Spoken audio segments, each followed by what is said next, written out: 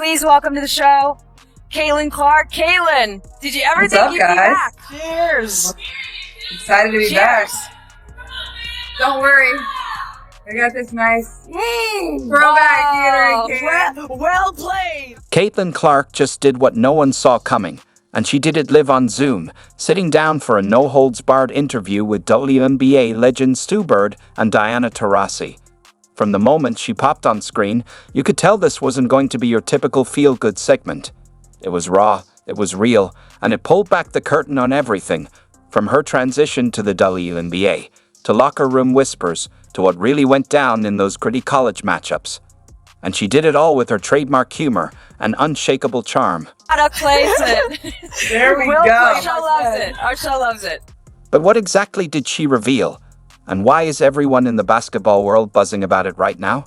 Stick around, because Caitlin didn't hold back. Not about Paige Buchers, not about Diana Taurasi, and definitely not about the baseless lies Cheryl Swoops has been spreading about the team. You ready? Let's go. It was the callback heard round the internet. 1 year ago, Diana Taurasi looked straight into the camera and dropped that now infamous line aimed at Caitlin Clark. Reality is coming. Remember this? What will the league have in store for them when they get there? Look, SVP, reality is coming. Okay. There's levels to this thing, and that's just life. We all went through it. Of course. And you see it on the NBA side, and you're going to see it on this side, where you look superhuman playing against 18-year-olds, but you're going to come with some grown women that have been playing professional basketball for a long. Fast forward to this year, and needless to say, Diana ate her words. Clark's response? A smirk, a subtle nod, and a confident smile. The energy was electric. It was witty, it was playful, but make no mistake, it was also a statement. A message that said, reality came, and I'm still standing. Congrats on your retirement, D. Thank you. And congrats. Now, unfortunately, reality is coming to me now. What's your big plans? Get it in early. What are you going to do? I keep telling Sue I thought I was going to have all this time to do all these things. I'm more busy now. So if I give you any advice, play as long as possible. We'll see. We'll get to 10 years.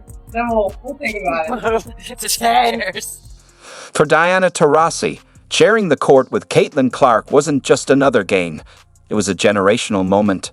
Reflecting on their first matchup in Phoenix, Taurasi didn't hold back on describing the atmosphere.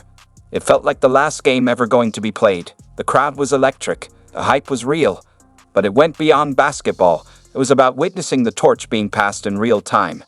Diana spoke with genuine admiration, calling it surreal to finally compete against players she'd been watching dominate college hoops for years. What was it like for you two to play against each other? It was amazing.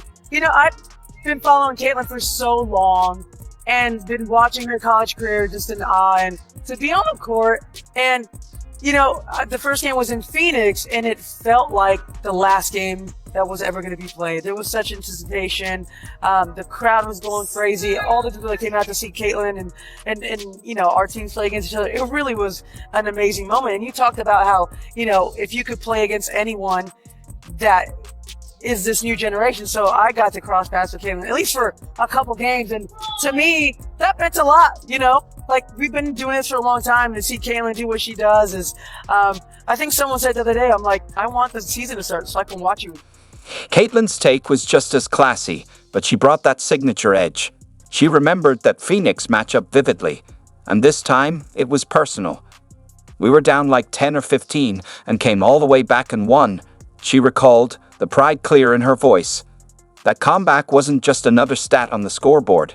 It was a defining moment.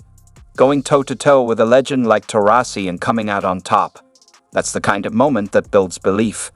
And Caitlin made sure to let everyone know she never forgets games like that. What it was like to play against D. Well, I was saying, that game in Phoenix, because we only played in Phoenix one time. And it was before Olympic break. Obviously, we had All-Star there too, but it was a great game. Honestly, I'm pretty sure we were down like 10 or 15 and came all the way back and won. That was like our first win versus a team that was above 500. So thank you. I appreciate that. But beneath the competitive fire, there was mutual respect. The moment became bigger than just a single game. It was a clash of eras captured in real time. Caitlin and Diana may be on opposite ends of their careers, but the impact they're both making is timeless. And as they joked and smiled through the memory, one thing was clear. This wasn't just banter. It was basketball's past and future sitting in perfect harmony. Caitlin, how excited are you for this next WNBA season? You head coach and Stephanie White. You added Natasha Howard, who Sue knows really well, DeWanna Bonner, which I know really well, Sophie Cunningham. I mean, it seems like, from the outside, this roster's ready to compete now, which is easy for us to say. We know there's a process to get there, but when you see that and you see those names come in, what does that make you feel like? And it's not just the mental game she's been leveling up. It's physical too. When asked about that viral off-season photo where her arms looked unusually jacked, Caitlin burst out laughing. She joked that it was just the camera angle, but also made it clear she's been putting in serious work in the weight room.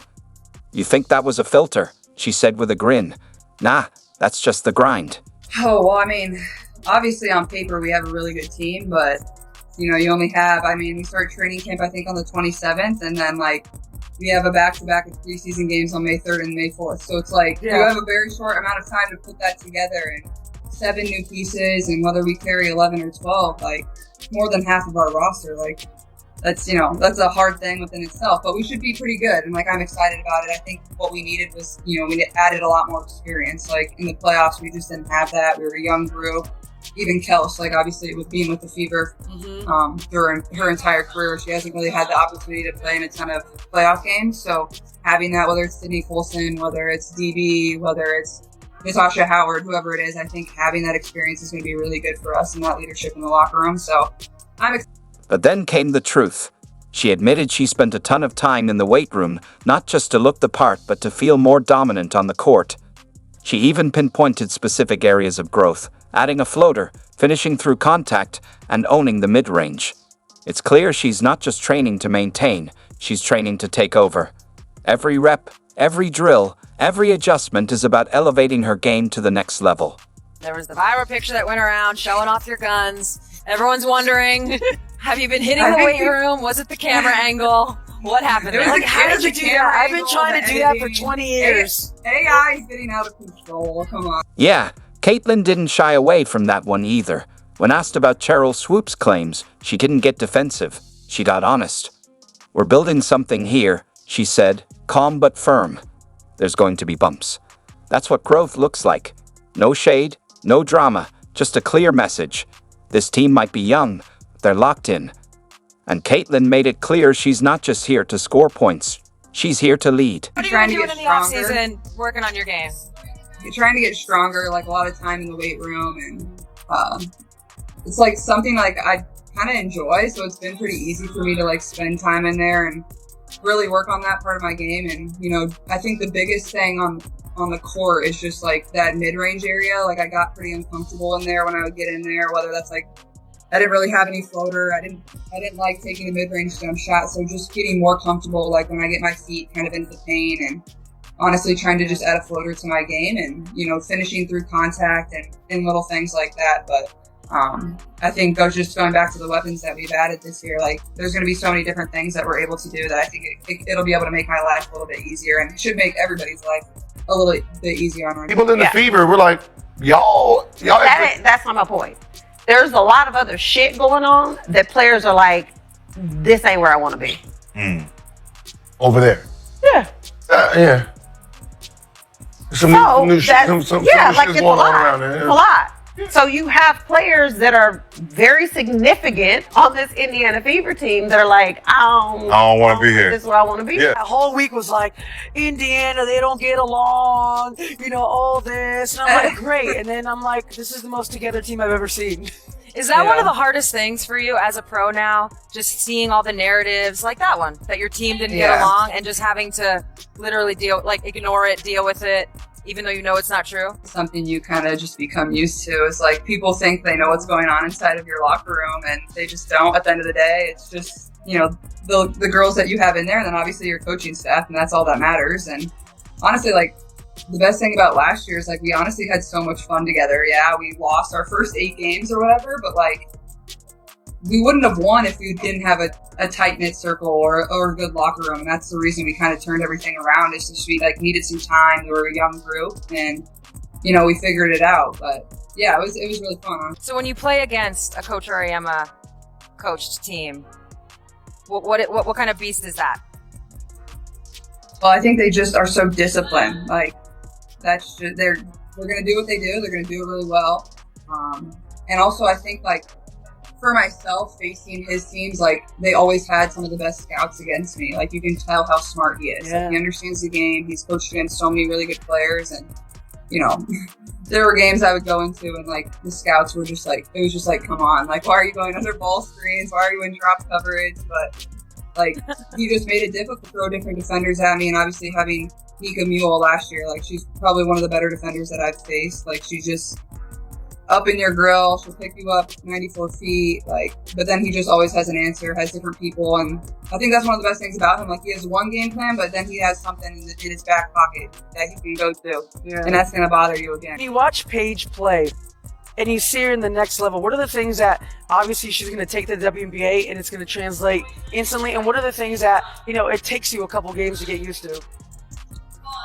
I think her poise, like, that's something unique coming into the W. It like all hits you so fast. Is like you're moving to a new city, you're trying to understand new teammates, you have a new coach, while you're trying to live up to all these expectations. And I think that's like one of the greatest things about her game is just her poise and her maturity, and nothing ever seems to fade. I think she'll honestly fit right in. So maybe.